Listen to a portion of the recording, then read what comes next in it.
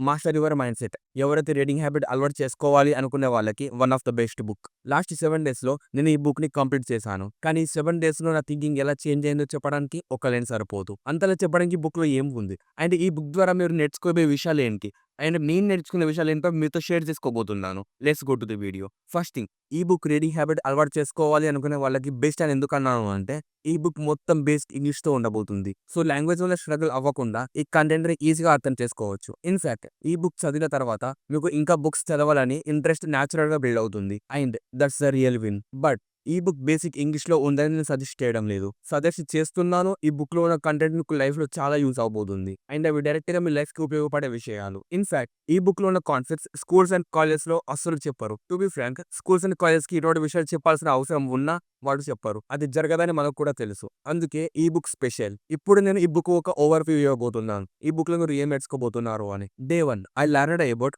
Mind set is everything. Me marks కాదు, మీ background కాదు, మీ luck అస్సలు కాదు. మీ లైఫ్‌ని డిసైడ్ చేసేది ఒక్కటే. మీ మైండ్‌లో రన్ అయ్యే థాట్స్. మీ థాట్స్ మీ యాక్షన్స్‌ని డిసైడ్ చేస్తుంది. మీ యాక్షన్స్ మీ హ్యాబిట్స్‌ని డిసైడ్ చేస్తుంది. మీ హ్యాబిట్స్ మీ ఫ్యూచర్‌ని మారుస్తుంది. This is the real power of mind set. వినడానికి సింపుల్‌గా ఉంటుంది. బట్ ఫాలో అవ్వడం చాలా కష్టం.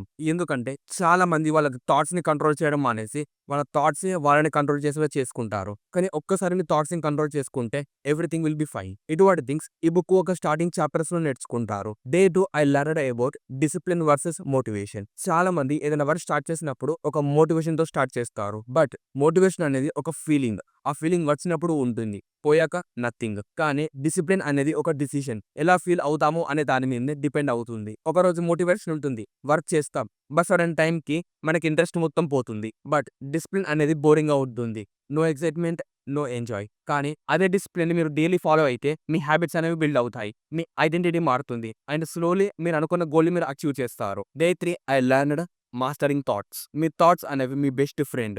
అండ్ అదే విధంగా మీ బిగ్గెస్ట్ ఎనిమీ కూడా. ఫన్నీ థింగ్ ఏంటంటే మన లైఫ్‌లో విలన్స్‌ని బయట వెతుకుతాము. మన సిట్యుయేషన్స్ మన లక్ బాలేదు అంటాం. అండ్ పీపుల్ కరెక్ట్‌గా లేరు అని కూడా అంటాం. బట్ నేను ఒక అన్‌కంఫర్టబుల్ ట్రూత్‌ని రియలైజ్ అయ్యాను. నా స్ట్రెస్‌కి కారణం సిట్యుయేషన్ కాదు. నా పెయిన్‌కి కారణం పీపుల్ కాదు. నా మైండ్ అండ్ నా థాట్స్. మనకి ఏదైనా సిట్యుయేషన్ వస్తే ఓవర్‌గా థింక్ చేయడం స్టార్ట్ చేస్తాం. బట్ ఒక్క సెకండ్ ఆలోచించి మీ థాట్స్‌ని అబ్జర్వ్ చేయండి. అబ్జర్వేషన్ స్టార్ట్ చేశాక మీ ఎమోషన్ అనేది స్లోగా లూజ్ అవుతుంది. క్లారిటీ వస్తుంది. డిసిషన్ కరెక్ట్‌గా తీసుకోవడం స్టార్ట్ చేస్తారు. ఇది మోటివేషన్ కాదు. ఇది లైఫ్ ఒక హై లెవెల్ అడ్వాంటేజ్. మీ థాట్స్‌ని కంట్రోల్ చేయడం కాదు. మీ థాట్స్ మీ డిసిషన్స్‌ని కంట్రోల్ చేయకుండా చేయడం. Day 4 I learned about the growth mind set. The only difference between successful people and normal people. The way they think. Failures, they treat it as feedback. Problems, they see opportunities. Your thoughts, your attitude, your behavior, your results, everything starts in the mind. Coming to day 5, things I learned: finding purpose. If you don't know your purpose, then what is the usage of living? That's why find your purpose. If you don't know how to find your purpose, there is a tool called ikigai. The only 4 things you want to ask yourself: what you love, what you are good at, what the world needs, and what you can pay for. Find the intersection and find your purpose. Day 6, communication equals to power. మీ దగ్గర talent లేకపోయినా పర్లేదు, skills లేకపోయినా పర్లేదు, background లేకపోయినా పర్లేదు. కానీ communicate చేయడం రాకపోతే అన్నీ ఉన్నా వేస్టే. ఇది హార్ష్‌గా ఉంటుంది. కానీ ఇది ట్రూ.